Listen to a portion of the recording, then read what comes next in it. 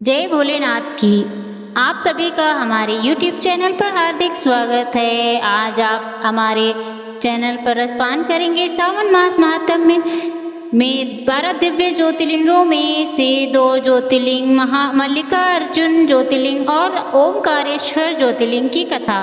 इससे पहले आप हमारे चैनल पर सोमनाथ ज्योतिर्लिंग की कथा का रसपान भी कर चुके होंगे। अगर आप ज्योतिर्लिंग की कथा के बाद हमारे इस चैनल पर सावन मास की कथा सुनना चाहते हैं तो प्लीज़ हमारे चैनल को सब्सक्राइब जरूर कर लीजिए। मल्लिकार्जुन ज्योतिर्लिंग एकमात्र ऐसा ज्योतिर्लिंग है जहां पर भगवान शिव और माता पार्वती एक साथ विराजमान हैं, जिस कारण से इसे दक्षिण का कैलाश भी कहा जाता है, जो कि कैलाश पर्वत पर भगवान शिव और माता पार्वती एक साथ ही विराजमान होते हैं। पौराणिक मान्यताओं के अनुसार श्री शैलम पर्वत पर भगवान शिव और माता पार्वती जी की पूजा ऐसा करने से अश्वमेध यज्ञ के बराबर फल की प्राप्ति होती है।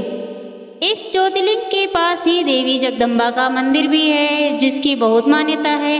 कहते हैं कि यहाँ पर आने वाला भक्त कभी भी खाली हाथ नहीं जाता।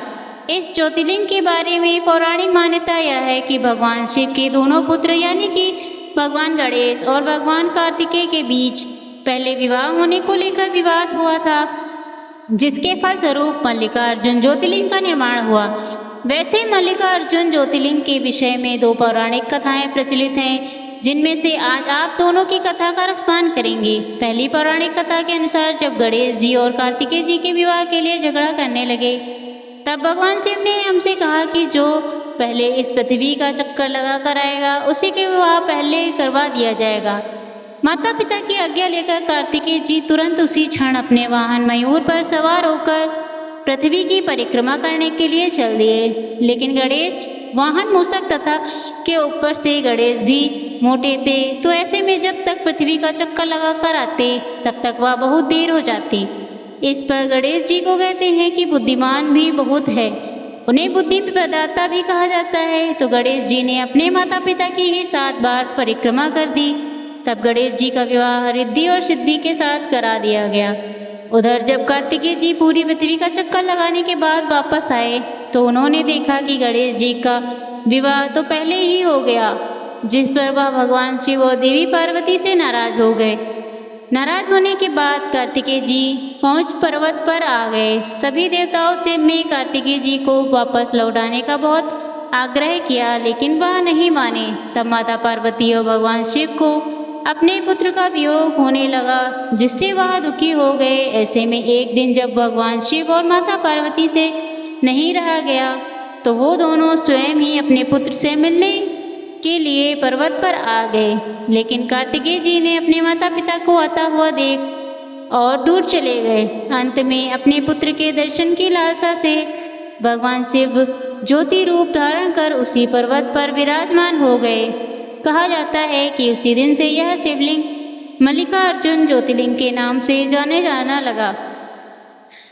मल्लिकार्जुन ज्योतिर्लिंग आंध्र प्रदेश के कृष्णा जिले में कृष्णा नदी के तट के पास ही शैल पर्वत पर स्थित है और इसी को दक्षिण का कैलाश भी कहा जाता है। दूसरी पौराणिक मान्यता के अनुसार इसी पर्वत के पास चंद्रगुप्त नामक एक राज्य की राजधानी थी।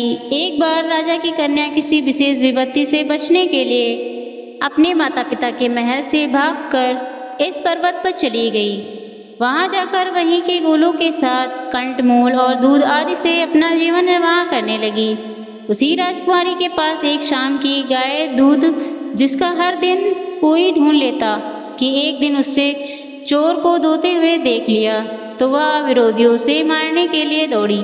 जैसे ही वह गांव के निकट पहुंची तो वहां पर उसे शिवलिंग के अलावा कुछ नहीं मिला।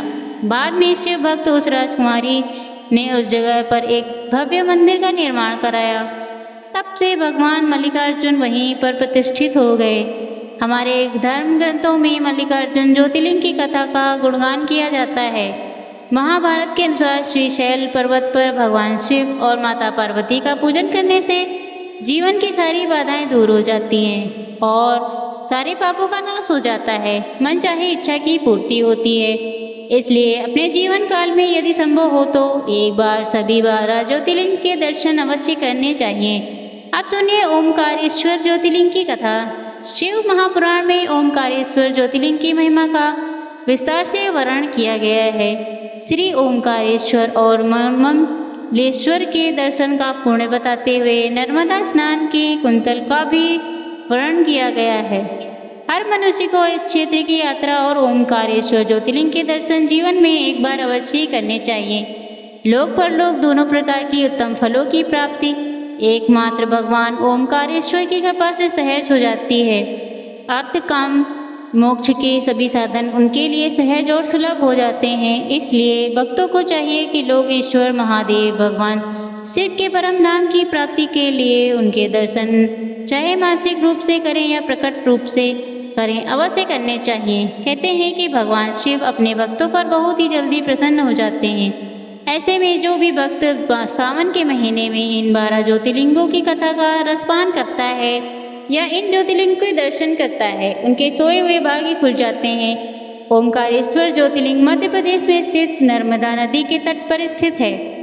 इस स्थान पर नर्मदा की 2 धाराओं में भी आपस जाने से बीच में एक टापू सा बन गया। इस टापू को मंदाता पर्वत या शिवपुरी कहते हैं। नदी की एक धारा इस पर्वत के ऊपर और दूसरी दक्षिण होकर बहती है। दक्षिण वाली धारा ही मुख्य धारा मानी जाती है। इसी मंदाता पर्वत पर श्री ओमकारेश्वर ज्योतिर्लिंग का दिव्य मंदिर स्थापित है। पूर्व काल में महाराज मंदाता ने इसी पर्वत पर अपनी तपस्या से भगवान शिव को प्रसन्न किया था। इसी से पर्वत को मंदाता पर्वत कहा जाने लगा। और सबसे विशेष बात है कि ज्योतिर्लिंग मंदिर के अंदर 2 कोठरियों से होकर जाना पड़ता है। अंदर अंधेरा रहने के कारण यह निरंतर प्रकाश से रहता है। ओमकारेश्वर लिंग मनुष्य निर्मित नहीं है, बल्कि स्वयं प्रकृति ने इसका निर्माण किया है।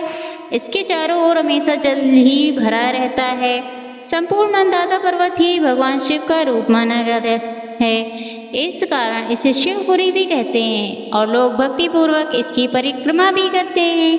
कार्तिक पूर्णिमा के दिन बहुत भारी मेला भी लगता है। यहाँ पर आकर लोग भगवान शिव को जने की दाल अर्पित करते हैं और रात के समय भगवान शिव की आरती यहाँ पर की जाती है। इस ओमकारेश्वर ज्योतिर्लिंग के 2 स्वरूप हैं। एक ममलेश्वर के नाम से जाना जाता है। यह नर्मदा नदी के दक्षिण तट पर ओमकारेश्वर से थोड़ी दूर हटकर है, लेकिन अलग अलग होते हुए भी दोनों की गणना एक नहीं की जाती।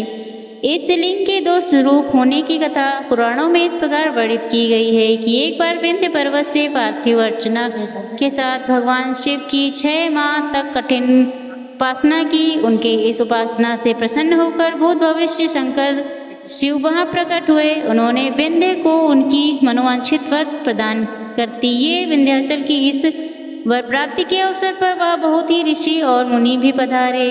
उनकी प्रार्थना पर भगवान शिव ने अपने ओमकारेश्वर नामक लिंग के 2 भाग कर दिए। एक का नाम ओमकारेश्वर और दूसरे का नाम ममलेश्वर पड़ गया।